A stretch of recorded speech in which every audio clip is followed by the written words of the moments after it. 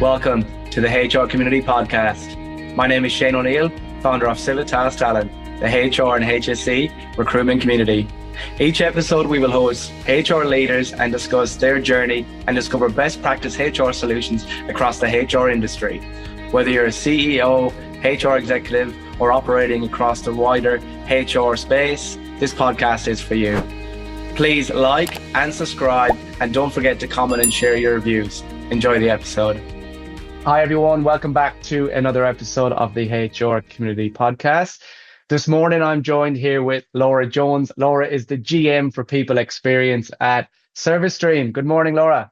Good morning. Thanks so much for having me, Shane. Great to be here. No problem at all. Great to have you on. I know we were talking over the last couple of months about this episode, and for those that are listening, we're both in extreme agreement how crazy things, how busy things are at the moment.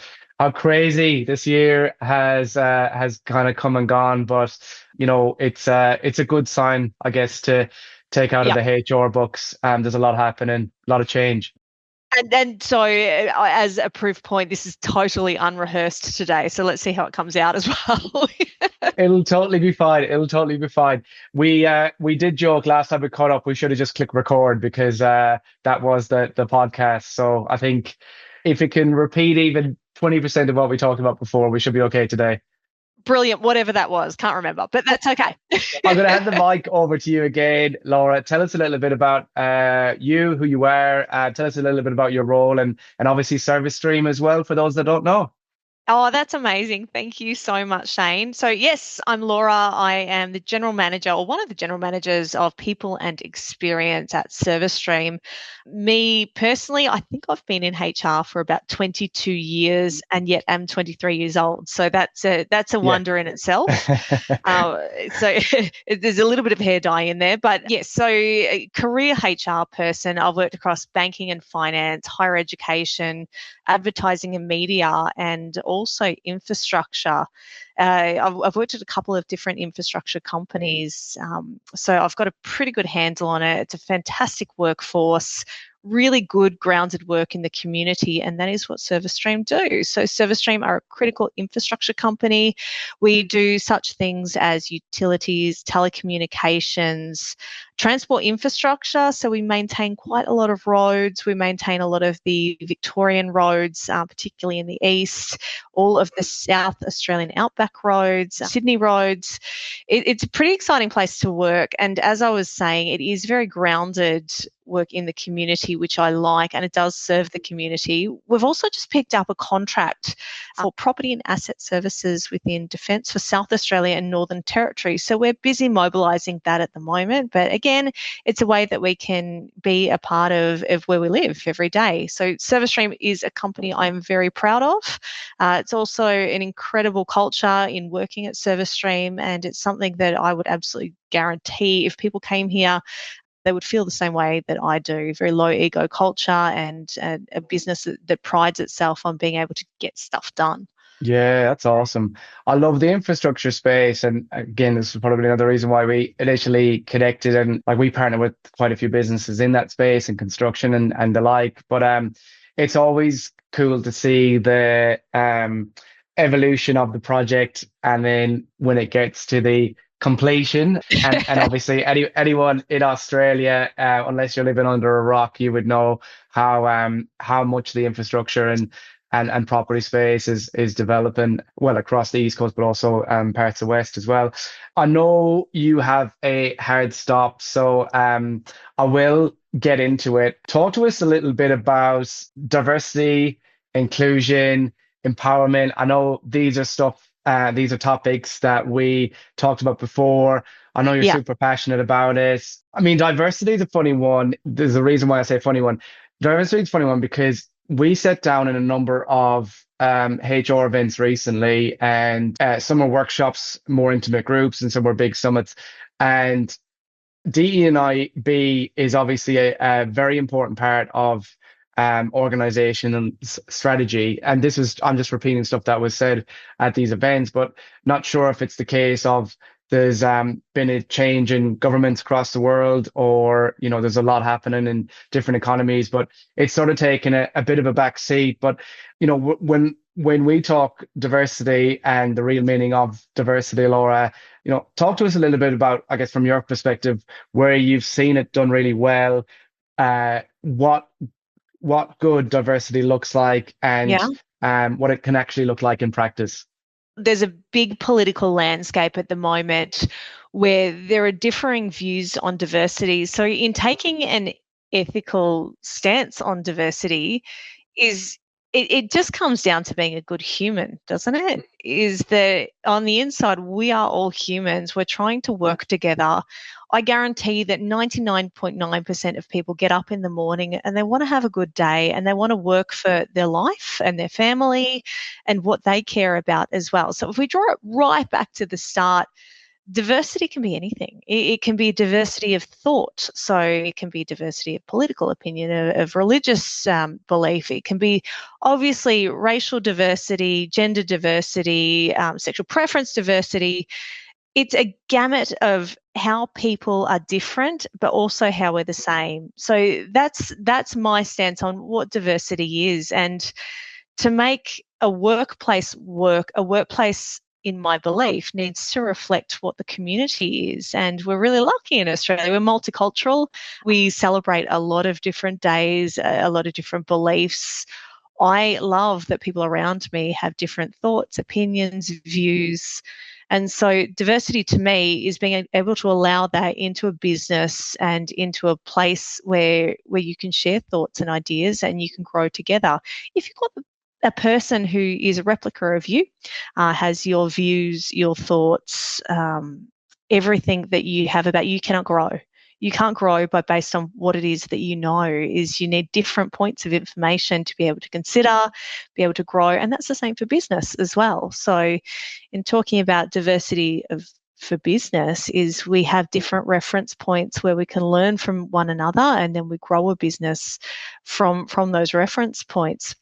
There's actually a lot of studies done, and obviously my PhD is about diversity, equity, inclusion. I look at women in the workforce and change management and the effect on that. But there's a lot of studies that show that even the market price of a business can grow with good DE&I practices, and it is about inclusion at the end of the day.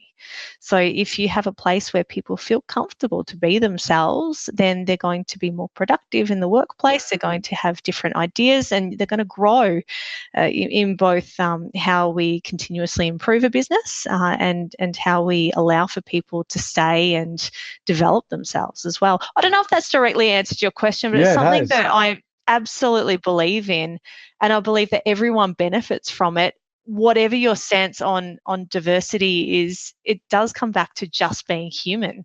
We're humans who work in human workplaces. 100%. And it's I loved your response, and you touched on something there. You've sort of semi-answered my next question, but I will ask you anyway, because I think this is where things get really interesting, Yeah. because in your experience, what impact does a truly inclusive workplace have in terms of people showing up in terms of their performance, their accountability, their engagement? What are your thoughts on that? The market price of a business can increase as a direct result of DE&I practices. And that can come back to people being more productive because they're engaged, to diversity of thought and continuous improvement on the business, not just from a top down, what management think is the right thing to do. So your question was, what do I think is the impact? I think it's the ability to bring your whole self to work. And Yeah, it's one of those HR cliches that every time I say it, I cringe a little bit, but there's truth behind it. Is something that I've definitely seen in ServiceStream, and how I feel as well, is I bring myself to work. And if I am authentically myself, and again, this is getting into very much HR talk, yeah, but yeah, if yeah. I'm authentically myself, then I feel that I can voice my opinions. I can voice how I think things can be improved. I can have more upfront conversations with people because I've got the confidence to do that. And ultimately, the business are to benefit from that, providing things are done in a very respectful way. I do think that it's everything. Again, if we had a mirror of everyone, then we can't learn anything. Yeah.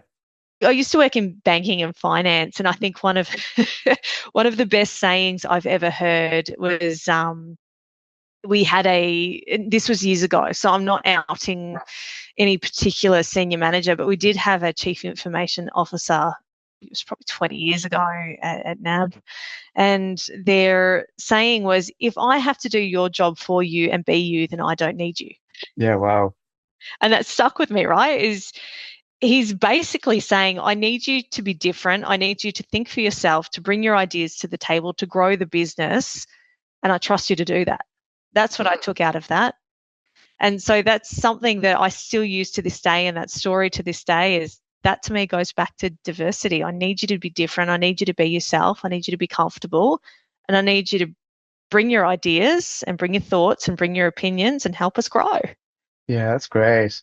And leading on from that, because you've talked a little bit about your breadth of experience and tenure in the industry and the different brands and industries. I mean, specifically in your current sector, where it's you've worked in fast-paced environments. We're talking a little bit about contracts and stuff earlier.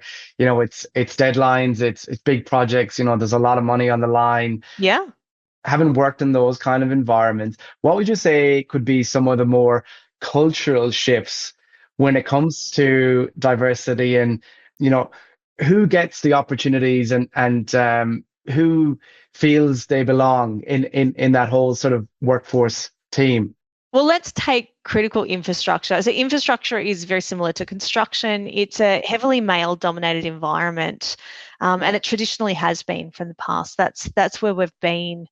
In terms of where we're going, we need to diversify our talent pipelines. That's just a must, and it's in the Infrastructure Australia reports as well. As there's billions of dollars of work in the pipeline, but there's not enough people to do that work. Whilst we were a traditionally male workforce, we're also an aging workforce. That's right. And so to be able to attract a more diverse range of candidates to help improve the business and to stock the work pipeline is we need to be a workplace where people want to come and work.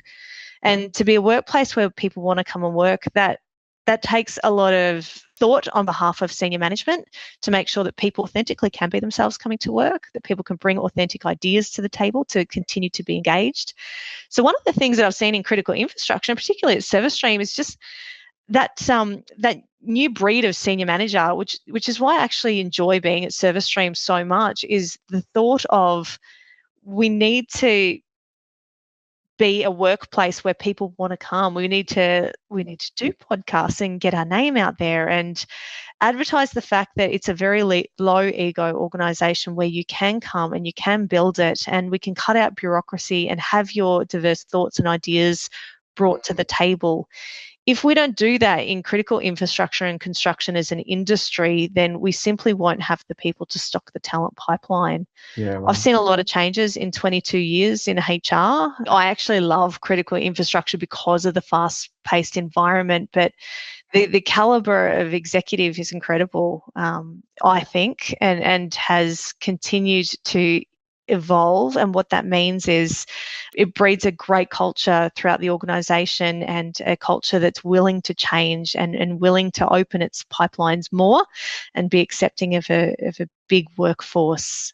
Love that. One of the differences, if I look at critical infrastructure to say banking and finance, and I've worked very, very, very big bank, is there are a lot of considerations around margins and money. And obviously big banks are renowned for having lots and lots of money, so they can put lots and lots of money towards programs and resources to be able to, stock DE&I activity pipelines. But what I've noticed in working in critical infrastructure is you don't necessarily need those really great programs, is you need people who are just willing to lean into what the issues are and how we become a more inclusive pipeline, a more inclusive workplace. That goes back to, as I was saying at the start, just the human being in people. And that's why I love being around this industry, is it goes back to just being a raw human being and how we want to show up to work every day, and getting up and wanting to do a good job and accepting that other people want to do that as well. Yeah, that's awesome. And it's interesting we talk about skills shortage and the infrastructure report. also had a number of other industries at one of our recent events, like manufacturing, healthcare, construction, Yeah. etc.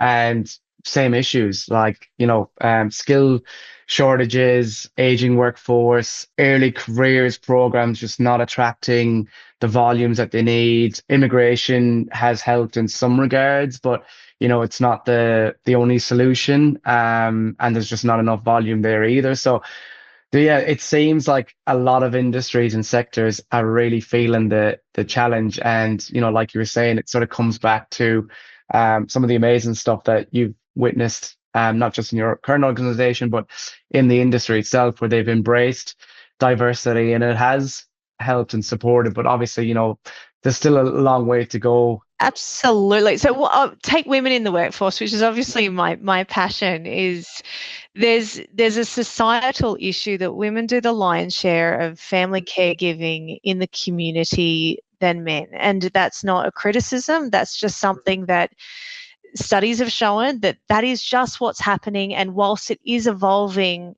it's not evolving to the pace that sometimes work can keep up with. So being cognizant of what is happening in the community and trying to match that as an organization is helpful. And by matching that, I just mean, can we provide further flexibility to both men and women so that the caregiving can be at least thought about? And with that flexibility, it doesn't necessarily have to be a shift in hours. It can be anything. It can be a longer lunch break. It can be working. It certainly can be a shift in hours around school, school hours. It can be. I spoke before about programs and how they're not as important as the ideas of people, but programs do help. One of the really positive things about ServiceStream is ServiceStream do offer in certain locations caregiving over the holidays. So we've got a holiday program. And what that means is that parents can bring their kids to work during the holidays and the kids can be occupied for a few days, which means it doesn't cut into annual leave. School holidays, there are like 1,000 school holiday weeks of the year. I've got an 11-year-old at the moment and she's currently on 2 months Christmas leave. So any help is really helpful.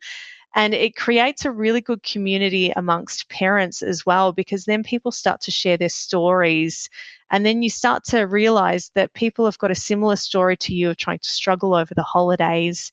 And then collectively, people share ideas because everyone, again, is very different. And those ideas is where you can get other ideas of how to occupy your children, to maintain your work while things are still going on. I think that those sort of programs are invaluable in trying to meet where society is at the moment. Yeah, 100%. And like again, like going back to picking out some of the stuff you were saying there, if I look at women in construction, women in safety is even a thing that we've been part of, and it's great to see how far it's come and the how the industry has started to attract more women. It And has, yeah, yeah, massively. absolutely. And as I said, the holiday programs, they help men and women, but they do help with the societal issue of women having the lion's share of work in the Yeah, community for home life. I actually, while I'm talking about the program that ServiceStream hold, I do want to give a shout out to our head of diversity, equity, inclusion, James Smith, who started up the program with our Chief People Officer, Sarah Bottomley. So I really want to give them a shout out. yeah. It's helpful to me, but it's really good as a researcher seeing that the industry is really leaning into that with companies like ServiceStream as well. So kudos to those incredible people for changing the industry from what it used to be. That's awesome. Yeah, great. Well, shout out. And the question I was going to ask off the back of that, clearly a lot of work, a lot of time, a lot of investment has got into this, Laura, and you have sowed the seeds and reaped the benefits. For organizations that are maybe not there yet, or they want to get there, they just don't know where to start. I mean, looking ahead, leadership and workforce of the future. We talked about skills shortages, et cetera, et cetera, et cetera, early careers, et cetera, et cetera, et cetera.